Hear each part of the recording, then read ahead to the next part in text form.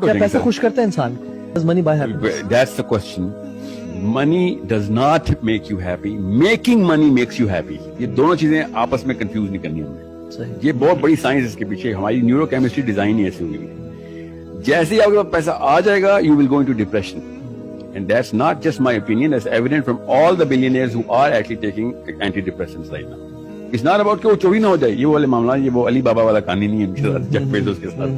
The fact کہ اب ان کو جیسے سچن تندولکر ہے, جب وہ بن گیا نا جو وہ بننا تھا, اس کے بعد ایک ڈپریشن نیچرلی اس کو آنی تھی کہ اب کیا کروں, ساری لائف دے دی اس کام کے لیے اور وہ اچیو ہو گئی. The only thing جو کہ مسلمان کو ڈپریس نہیں کر سکتی کہ اللہ تعالیٰ نے ہمارا پرپز مرنے کے بعد رکھ دیا ہے. اگر دنیا میں رکھ دیتے تو دنیا میں مسلمان بھی ڈپریس ہوتا تھا کہ اچیو ہو گیا. ریوارڈ ہمیں مرنے کے بعد ملے گا. We cannot achieve the reward تو چلے دوسری بات ہے. پرپز کی کلمینیشن بھی کہ صحیح تھا کہ غلط تھا, پہلے ہی 2 فرشتوں نے آ کے بتانا ہے صحیح تھے. The thing that our youth needs to understand, اس کو بہت ضروری ہے کہ یہ پتا ہو کہ پیسے بنانا is the most exciting thing. اس میں کسی شک میں نہ میں ہو سکتا ہوں, نہ سائنس ہے نہ اسلام ہے. ایکسائٹنگ تھنگ ہے, مگر زنا بھی ایکسائٹنگ تھنگ ہے.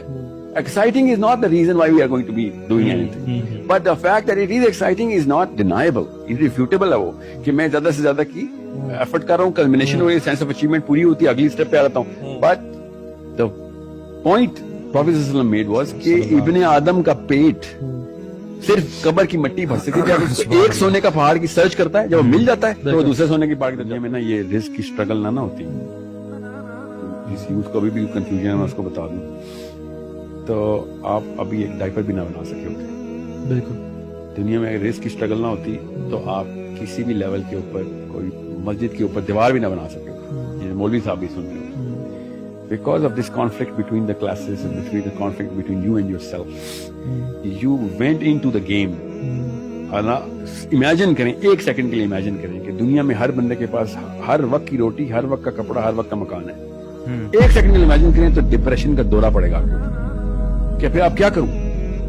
اگر ہر بندے کے پاس سب کچھ ہی آ گیا تو پھر کیا کریں گے آپ؟ پھر آپ لگزوٹنل لے رہے ہوں گے اور اپنے آپ کو اینٹی ڈپریسنٹ پہ پال رہے ہوں گے. جو غریب ہے وہ اللہ تعالیٰ نے آپ کے لیے تحریک بنائی ہوئی ہے, جو کمزور ہے وہ اللہ نے آپ کے لیے تحریک بنائی. اگر آپ خود کمزور ہیں, آپ اپنے لیے خود تحریک ہیں کہ چل آگے چلو.